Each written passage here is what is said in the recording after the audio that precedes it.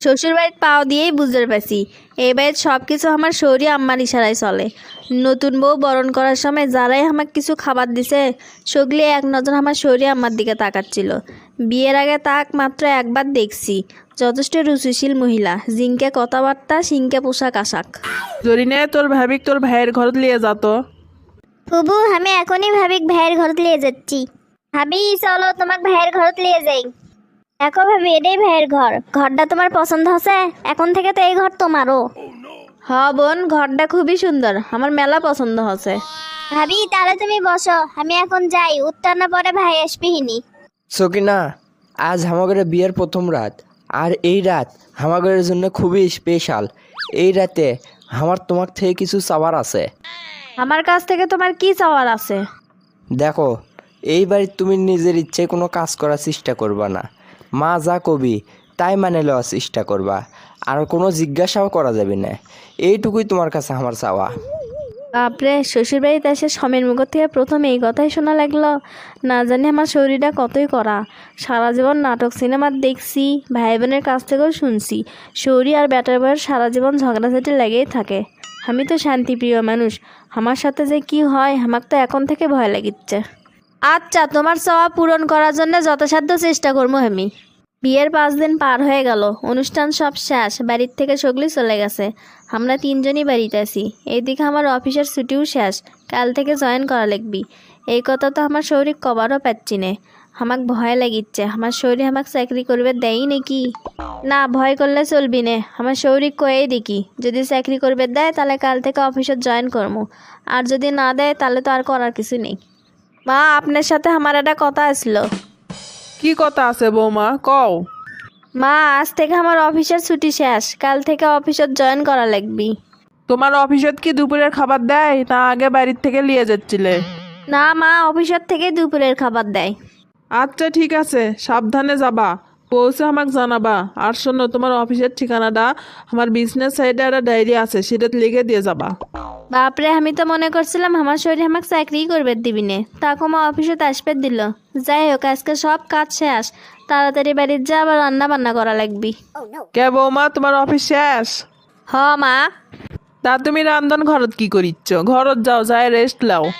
মা, রাতের খাবার রান্দা লাগবে না, ওই জন্য আমি রান্ধন ঘরত এলাম। আপনি যান ঘরত যান, আমি রান্ধলেই। বৌমা, সব রান্ধন শেষ, তোমরা টেবিলত বসো, আমি খাবার দিচ্ছি। তাড়াতাড়ি খাইয়া শুয়ে পড়বা, তাহলে একটা লম্বা ঘুম হবি। না হলে অফিসের যা আবার জিমবাহিনী, ভালোভাবে কাজও করবে পাবা না তখন। মা, আপনি আবার কষ্ট করে রান্ধিবার গেছেন কৃষক, আমি অফিসের থেকে ফিরে আসে রান্না করমোহিনী, আপনি রেস্ট করবেন। চাকরি করিচ্ছ বৌমা, পুরো মনোযোগ ওটিই দাও। সব কিছু সামলে নেবার চাইলে কোনোটাই খুব ভালো করে হবি নে। তুমি মাঝে মধ্যে এডে ওডে করে খাওয়াবার চাইলে তাহলে ছুটির দিনে করো। যতদিন বাঁচে আছি এদিকটা তোমার ভাবা লাগবার লয়। এতদিন ভাবিচ্ছুনু ব্যাটার বাবার শরীর ঝগড়া সারা জীবন লাগিয়ে থাকে, এখন থেকে আমার শরীর উঙ্কে লয়, আমাকে রান্ধিবেরও দিল না। আমি নতুন দেখে হয়তো ইনকে করিচ্ছে। বিয়ের 1 বছর পার হয়ে গেল, এখনও প্রতিদিন অফিসের থেকে ফিরে আসে দেখি মা খাবার রেডি করে টেবিলত সাজে থসে। ওনাকে আমি বুঝবেরই পাইনে, ভীষণ শক্তপোক্ত মানুষ, খুব কম কথা কয়, কিন্তু সব কিছু নিজ হাতে করে। আমার বোঝার কোনো উপায় নেই আমি এই বাড়ির বউ না বেটি। কয়টা দিন ধরে অফিসত কি ঝামেলা হচ্ছে, আজকেও কাজ করতে করতে মেলা দেরি হয়ে গেল। রাত 9টা বাজে, আমার না বাড়ির যেতে যেতে 10টা পার হয়ে যাবি। ম্যাডাম, আপনার জন্য ওয়েটিং রুমে ক্যামেরা অপেক্ষা করিচ্ছে। আচ্ছা যাও, আমি আসিচ্ছি। এই সময়ে আবার আমার সাথে কারা দেখা করবে এলো? মা, আপনি আপনি কৃষক এত রাতে এটি যাচ্ছেন? তোমার কাজ শেষ নাকি আরে না দেরি হবি? না মা, আমার কাজ হয়ে গেছে, আমি এখনই বাইর হমু। আচ্ছা তাহলে ব্যাগ নিয়ে আসো তুমি, আমি এটি বসে আছি, দুজনে একসাথে যাবো। আচ্ছা মা, আমি আসিচ্ছি। বৌমা, তুমি অফিসে থাকতে আমি তোমাকে কতগুলো ফোন দিছি, ফোন দিয়ে তো জানাবার পেলাহিনি যে তোমার দেরি হবি। মা, আমার ভুল হয়ে গেছে, আমি দেখিনি। তোমার না দেখার কারণে যে আমার কি পরিমাণ চিন্তা হচ্ছে সেটা কি তুমি বোঝো? এখন থেকে দেরি হলে আগে থেকে জানাবা আমাক।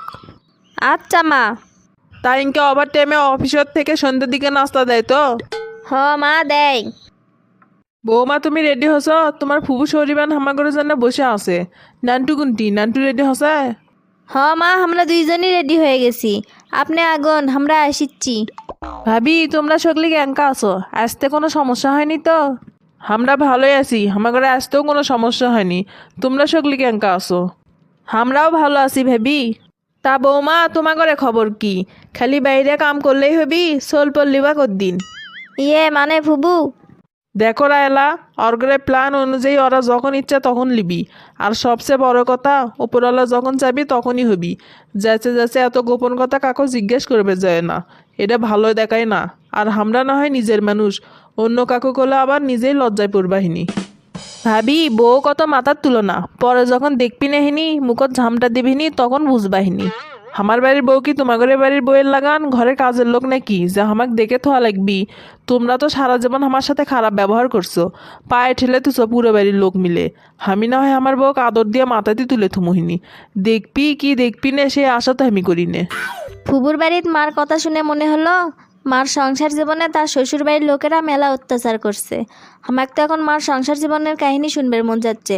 মা কলেবেন কি কয়, ভয় করে লাভ নেই, মাকে আমি কমু, তার সংসার জীবনের কাহিনী আমাকে শুনবার মন চাচ্ছে। মা, আপনার সংসার জীবন কেঙ্কা আসলো? শোনো মা, দুনিয়াটা শক্তের ভক্ত নরমের জম। আমি সবসময়ই চুপচাপ থেকেছিলাম, তাই সগলি আমার সাথে পারে উঠিছিল। সরকারি চাকরি হচ্ছিল, আমার শরীর আমাকে চাকরি করবে দেয়নি। পেটত তখন আমার নান্টু, সেই কি তুল কালাম কাণ্ড। তোমার শ্বশুর আমার সাথে যাচ্ছে তাই ব্যবহার করিচ্ছিল। অর্গরে ইনকা ব্যবহারে আমার ঘিন্নে চলে আসছিল। পরের জীবনটা খালি দায়বদ্ধতার থেকে অর্গরের সাথে সংসার করে গেছি, কোনো শ্রদ্ধা কিংবা ভালোবাসার ছিটেফোঁটাও আসলো না। খালি মন থেকে যাচ্ছিলাম আমার বেটাটা যাতে মানুষ হয়। বেটাও বড় হলো, আমিও বল পেলাম। সব সময়ই চাইছি এই বাড়ির নান্টুর বউ যাই হয়ে আসবি তাই যেন আমার বেটি হয়ে থাকে। নিজে যা পাইনি আমার বেটার বউ যাতে সে অধিকার থেকে বঞ্চিত না হয়। সৌরি তো সগলি হয় রে মা, কিন্তু কয়জন অন্যের বাড়ির থেকে লিয়ে আসা মেয়ের মা হয়ে উঠবে পায় কও? আমার শরীরটা সত্যিই খুব ভালো। আমি তো আগে মনে করেছিলাম আমার শরীরটা ব্যান কতই করা, এখন দেখি আমার শরীরটা সব থেকে ভালো। আমি কপাল করে ইনকে একটা শরীর বেশি, শুকলিরই কপালে ইনকে শরীর জোটে না।